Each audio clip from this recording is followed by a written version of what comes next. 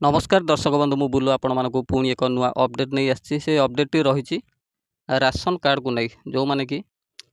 E KYC करना बाहर रोच ओडिशा बाहर रोच से बहुत बड़ खुशी खबर केमिति करेंगे ई केवाईसी तो ओडिशा को आसवाक पड़ो ना तो बाहर रही किपरि ई केवाईसी करेंगे संपूर्ण डिटेल्स वीडियो मध्य आपण मैंने जानीपर तो दर्शक बंधु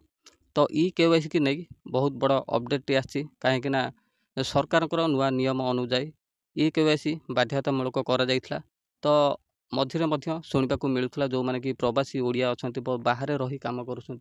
तो से किपरि ई केवाईसी करेंगे तो से राशन कार्ड को नहीं पुणी एक नुआ अपडेट आसी से अपडेट तो आपण मानक बहुत खुशी लगे कहीं जो मैंने कि बाहर रही कम कर बाहर तो से किपरि बाहर ई केवाईसी करेंगे संपूर्ण डिटेल्स आपण मैंने वीडियो माध्यम जानीपर तो दर्शक बंधु जो दर्शक भाई मैंने एपर्यंत आम चैनल को सब्सक्राइब करना तो निहत रूपे सब्सक्राइब कर दिंतु कहीं आम चैनल माध्यम सरकार नुआ नुआ योजना और कृषि भित्तिक वीडियो आपण मैंने आम चैनल माध्यम देखिपारे तो दर्शक बंधु सब्सक्राइब कला बेले पाखे बेल आइकन को ऑल क्लिक करेंगे जहाँफल आम जिते ही वीडियो अपलोड करूँ आपण मान पाखक नोटिफिकेशन जरिया पहुँचीज और आपण मैंने सर्वप्रथम आम वीडियो देखिपारे तो दर्शक बंधु चलतु डेरी नक वीडियोटी स्टार्ट करवा।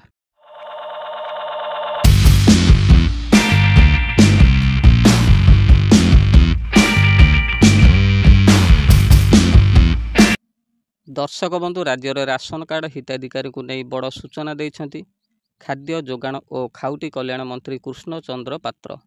आज विधानसभा मंत्री कहते राज्य में खाद्य सुरक्षा योजनार हिताधिकारी तथ्यावली को स्वच्छ और पारदर्शी करने उद्देश्य आधार भित्तिक ई केवाईसी जांच प्रक्रिया चली 22 अगस्त आधार भित्तिक ई केवाईसी जांच चली जहाँ डिसेम्बर पर्यंत जारी रहिबो। तेबे ओडिशा छाड़ी बाहर थिबा प्रवासी माने कामधंदा छाड़ी ई केवाईसी पई ओडिशा फेरिबा प्रसंग को नहीं कांग्रेस विधायिका सोफिया फिरदोसଙ୍କ प्रश्नर उत्तर दे खाद्य जोगाण मंत्री कहिसंती प्रवासी माने जेउठारे अछंती सेठारे ई केवाईसी करिपारिबे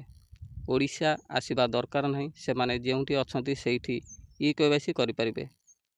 जेउठी चाहिबे निकटस्थ कॉमन सर्विस सेंटर को जाई मेसीन रे फिंगरप्रिंट देबे।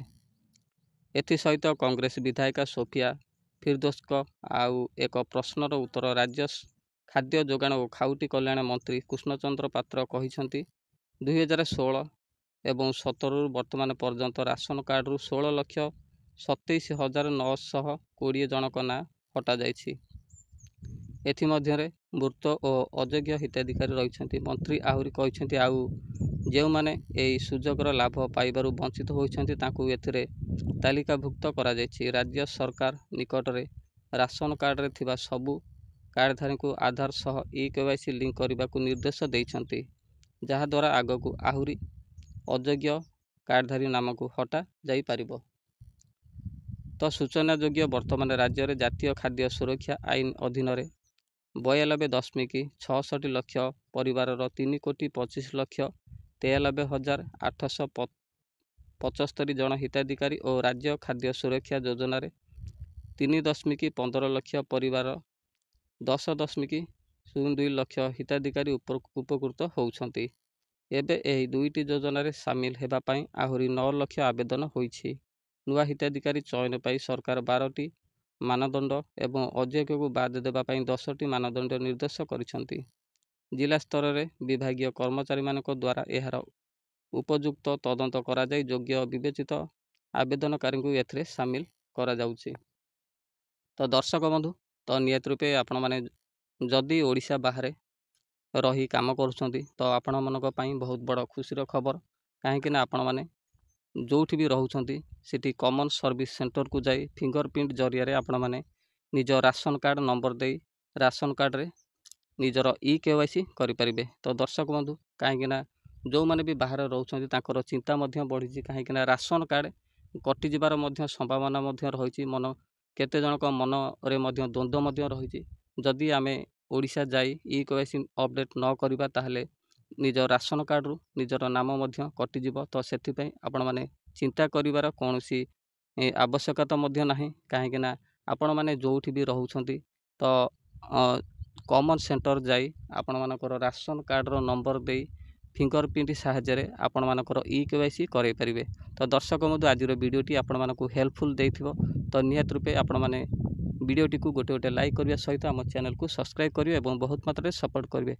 ଆଗାମୀ କି ଆମେ ନୂଆ ଏମିତି ହେଲ୍ପଫୁଲ୍ ଭିଡ଼ିଓ ଆପଣମାନେ ଆମ ଚ୍ୟାନେଲ ମାଧ୍ୟମରେ ଦେଖିପାରିବେ। ତ ଦର୍ଶକ ବନ୍ଧୁ ଆଜି ପାଇଁ ଏତିକି, ପୁଣି ଦେଖା ହେବ ନେକ୍ସଟ ଭିଡ଼ିଓରେ।